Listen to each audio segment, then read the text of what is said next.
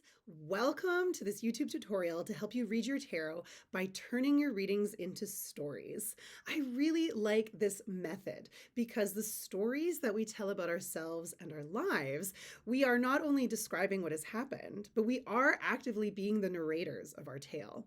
And by understanding our stories and by actively deciding to change them, to take charge of them, we can actually start a new chapter in our lives and different experiences. And tarot is a really beautiful way to do this. So I find this activity helpful both in regards of like understanding the cards and developing your own relationship with the cards.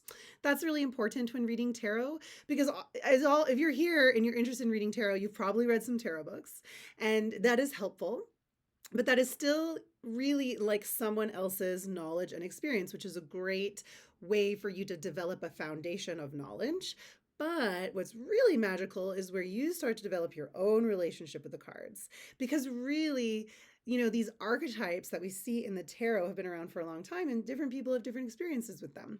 And this is a way that you will develop your own intuitive language with the cards. So I digress. That's like a whole other thing I'd happily talk a lot about.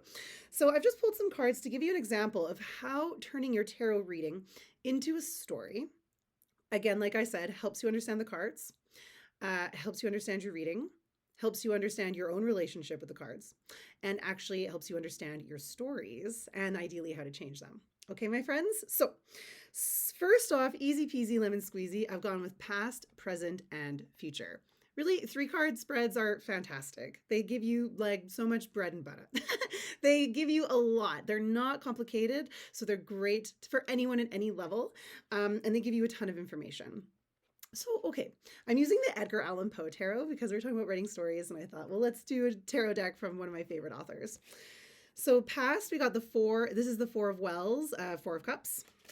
Okay, present, Knight of Swords, Knight of Quills in this deck.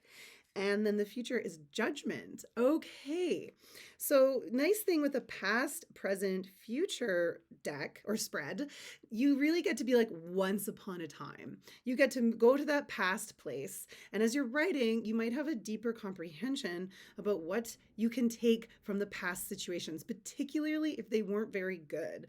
Because those are sometimes the sticky stories when things went wrong and we tell them over and over and over, and they start to actually become the narration of our lives. We'd like to leave these stories in the past. So this is one way to do it. So let's say in the past, the 4 of Cups is really about, it's about a few things like dissatisfaction. It can be boredom, ennui, the sense of just like, what's the point? It can be a little bit of a pity party for yourself. It can this isn't the reason why it's important to develop your own connection with the cards. Because the 4 of Cups can be anything as simple as just sort of like, meh, ho-hum, feeling a little bit blah and bored, to actually kind of deeper levels of like, I don't know what I'm supposed to be doing here. Like nothing gives me satisfaction. I'm so empty.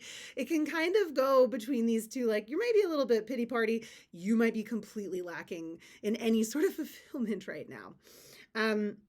So how would you know? So you could, one, this is really where your intuition kicks in, and where physically writing, if this is a possibility, is really helpful. Because when you actually slow down to write, well, your mind slows down too. And that's great. Because then instead of the chatter being like, oh my God, what does the 4 of Cups means? Oh, I hope I got this right. Oh, I don't really understand what it means. All those like ding, ding, ding, ding, ding, this like ping pong match of chaos in your noodle. Writing slows it down. And then what that is helpful for is for your intuition, because intuition is not ping pong. Intuition's chill. Intuition doesn't need to desperately try and get your attention because intuition knows it is right, or it's in your highest good. So it doesn't need to like prove to you, right? So obviously fear is like, it's just loud. It's like the monkey with cymbals, like desperately trying to get your attention because it's insecure. Whereas intuition is very secure. So slowing down to stop, do a wee bit of writing is a great way to slow down ping pong mind and open up to intuition, which is really going to help you with your readings. So let's say with this 4 of Cups in the past, you could start with like once upon a time. Once upon a time, and another great way, even if you're reading for yourself, switch it to the third person. Once upon a time, there was a person who was feeling pretty bored. They're feeling pretty sorry for themselves. When we do that, instead of saying I, we actually take a bit of a step back, and it helps us be a little bit more of the observer instead of kind of like in it, you know? Because when you're in it, it's sort of hard to see what's really going on. When you take that step back, that bird's eye view, now all of a sudden you can see some of the moving parts and the different details. So for your Four of Cups, once upon a time, there was a figure who was feeling really bored. They were feeling sorry for themselves. They felt disconnected from their intuition. They felt disconnected from any real pleasure. Write what comes through. And just say there was actually, an offering from spirit at this time, but this person was so focused on what they didn't have, they had a hard time seeing what the offering is. So that now you have an idea. The Four of Cups really giving you now, that was just a few lines, some depth as to like more understanding your story and your situation more. And then you could say, so we're coming to the present moment. Once upon a time, there was a figure. They were doing this. They felt like this. We got this past tense. Present tense. Then you could say presently or at this time, nowadays, any kind of starter to be like right now, in this moment. The Knight of Quills. So we know the Knight of Swords in tarot is like, hi ho Silva, away! Just like super like laser vision, just like focus. There is a fire under their bum bum and they are just charging for it. And knights are extremes. We know this. So sometimes we need that. Sometimes if you have been in the energy of like Four of Cups, you might need a little bit of the Knight of Swords. On the other hand, though, maybe the Knight of Swords is a bit of desperation to stay away from the Four of Cups because knights are always quite extreme. So are you charging ahead unthinking, right? Are you moving in the wrong direction but just forcing like a bulldozer? Well, you will find out as you write. So, once upon a time, this person was very unsatisfied. They were bored. They were missing the opportunities from spirit. They really didn't have enough fulfillment.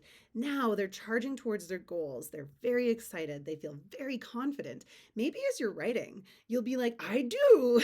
I do feel confident. And for me, now I understand the Knight of Swords because I am in this moment of like, hi ho silver away. I'm going for it. I'm confident, etc. I am laser focused, but it's really helping me get the job done. And I feel very good like this. So you might be like, this is good. Or you might be like, they desperately needed to get away from those Four of Cups feelings. And so they were just charging ahead. How will you know? By slowing down, connecting to your intuition, and writing. And this is never for judgment. You just have an idea of where you're at.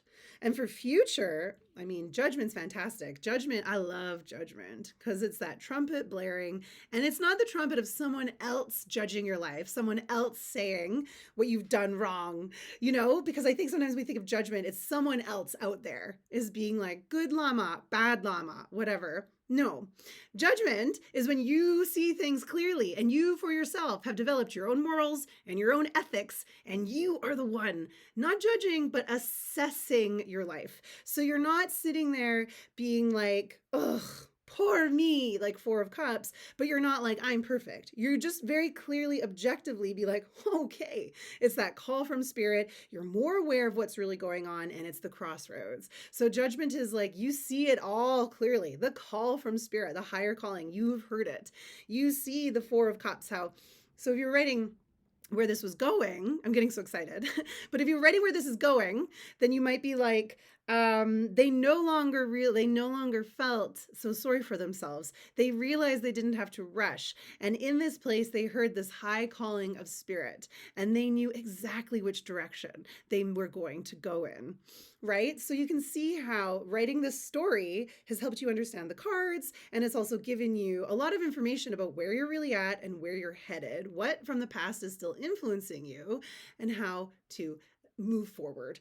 And also, by the way, if you're like, oh, and then this person didn't get over any of their stuff and they stayed sad forever at the end. Like, don't forget that the future's not set in stone. There's all these moving pieces and all these threads being woven and all these words being spoken and shifting reality. So you could like change the story. You could pull another card. You could be like, okay, well, I'd like to rewrite this story. I want to close the whole book and never start a new book. And pull cards on that, right? So this is really helping you not only understand where you're at, but using readings in an empowered way, as opposed to just like, well, the future's set in stone and this is hard, so I guess I'm toast. No, this is to help you understand yourself, deep levels of recognition illumination, connecting to the cards in an empowered, helpful way. Really, with your reading, and you're reading for others, you want to be of service, right? You don't want to be like, well, them's the breaks, life sucks. Never. You always want to. It's always about healing and empowerment. So that's like a great way for past, present, future.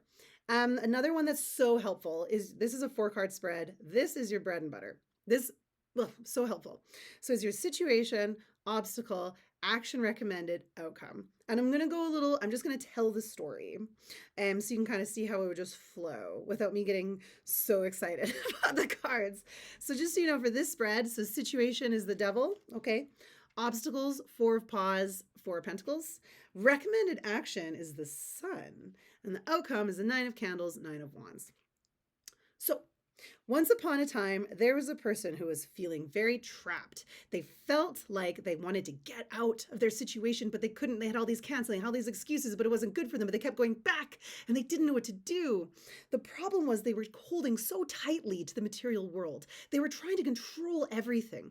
And they realized that the real problem, the root of their control, was a deep fear and a lack of trust in life. Things were too heavy and materialistic.